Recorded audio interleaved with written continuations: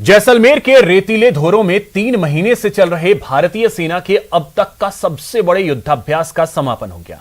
फतेहगढ़ की Nagraja field firing range में हुए दक्षिण शक्ति युद्धाभ्यास में भारतीय सेना के 30,000 से भी ज्यादा जवानों ने दुश्मन के काल्पनिक ठिकानों को भेदने के लिए सटीक निशाने साधे। वहीं लक्ष्यों को भेदने की अपनी क्षमता को परख कर जवानों ने खुद को साबित किया। थल सेनाध्यक्ष मनोज मुकुंद नरवणे और दक्षिण कमान वायुसेना के commandant in chief air marshal Vikram Singh दक्षिण शक्ति युद्धाभ्यास के साक्षी बने।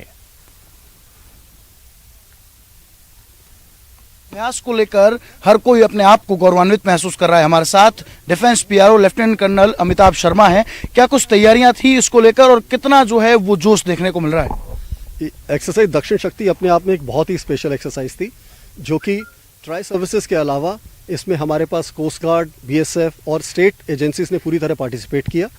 इसका मेन उद्देश्य था तमाम फोर्सेस को इंटीग्रेट करना और सब में एक तालमेल बिठाना, ताकि किसी भी समय हम किसी भी चुनौती का पूरी तरह सामना कर सकें।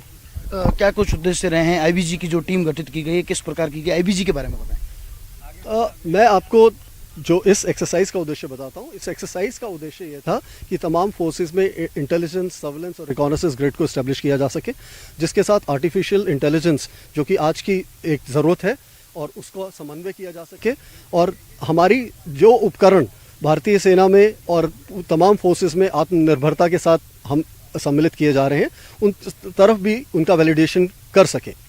परंपरागत जो युद्ध श्रेणी है उनके साथ साथ आधुनिक को जो है वो समावेश किया गया है। कुछ पुराने टैंक्स, कुछ अपडेट टैंक्स थे और कुछ जो है वो लड़ाकू विमान थे, उनके बारे में बताएं। एक्सरसाइज का मेन उद्देश्य जो रहता है वो ट्रेनिंग करना है, ताकि हम अपने एक्शन को दुश्मन के खिलाफ कम से कम समय में पूरा कर सकें। तो मेन उद्देश्य था इस ऊडा लूप का कम करना, ताकि हमारे ऊपर कोई रिएक्शन आता है तो उसके बाद हम दुश्मन के ऊपर बहुत तेज़ी से अपना अटैक करें और उसको निस्तेनाबूद कर सके। दुश्मन देश जो है उसके नज़दीक जो है पहली बार इतना जो है वो युद्धाभ्यास हुआ है, तो किस तरह की जो है वो चुनौतियों का सामना करना पड़ा? किस तरह जो है वो संदेश देना चाहेंगे अन्य देशों? ट्रेनिंग का अपना उद्देश्य होता है और ट्रेनिंग का उद्देश्य यही रहता है कि तमाम फोर्सेस में एक बेहतरीन तालमेल बिठा सके, ताकि हम कम से कम समय में दुश्मन को उसको चुनौती का पूरी तरह सामना करें और निस्तेनाबूद करें। इस एक्सरसाइज का जो समापन हुआ, जो आपने देखा, तो ये एयरबोर्न ऑपरेशंस के साथ था, जिसमें आपने बेहतरीन तरीके से तमाम बैटल लोड्स के साथ एक पूरा बटालियन ग्रुप ने पैराड्रॉप किया और ये आपने यहाँ पर अपने सामने अभी देखा। पूरे एयरबोर्न एक्सरसाइज में क्या लगता है कितना जो है वो सेना को और संबल मिला है, कितना और जो है वो मजबूती से सामने आएगी भारतीय सेना? भारतीय सेना बहुत मजबूत है और एक बेहतरीन आर्मी है वर्ल्ड की, और इसमें आपको भारतीय सेना के हर चुनौती का सामना करने के लिए हर टेरेन में हमेशा पूरी तरह तैयार है। श्रीकांत व्यास, न्यूज़ 18, जैसलमेर।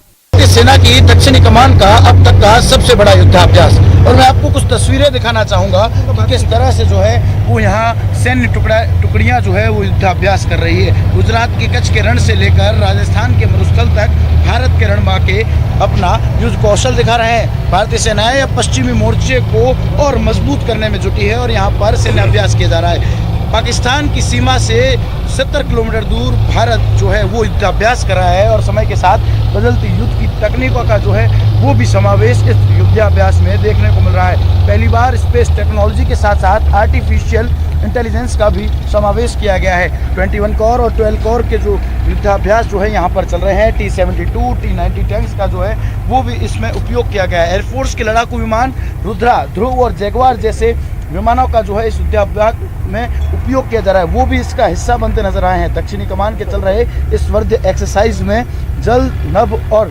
थल सेना मिलकर संयुक्त युद्धाभ्यास कर रही है। इन दिनों जैसलमेर में चल रहे इस युद्धाभ्यास को लेकर हर कोई जो है वो अपने आप को गौरवान्वित महसूस कर रहा है, क्योंकि भारत अब दमखम के साथ तैयार है। यहाँ के रणबा के युद्ध कौशल का प्रदर्शन कर रहे हैं और ललकार रहे हैं कि कोई भी विरोधी ताकतें अब भारत की ओर नजर ना करे, क्योंकि भारत के ये जवान भारत की सुरक्षा में, यहाँ की सरहद और यहाँ की जनता के लिए चौबीसों घंटे मुस्तैदी से खड़े हैं और अगर कोई इस तरफ आंख उठाएगा तो उसे नस्त नाबूद कर दिया जाएगा। श्रीकांत व्यास, न्यूज़ 18 जैसलमेर।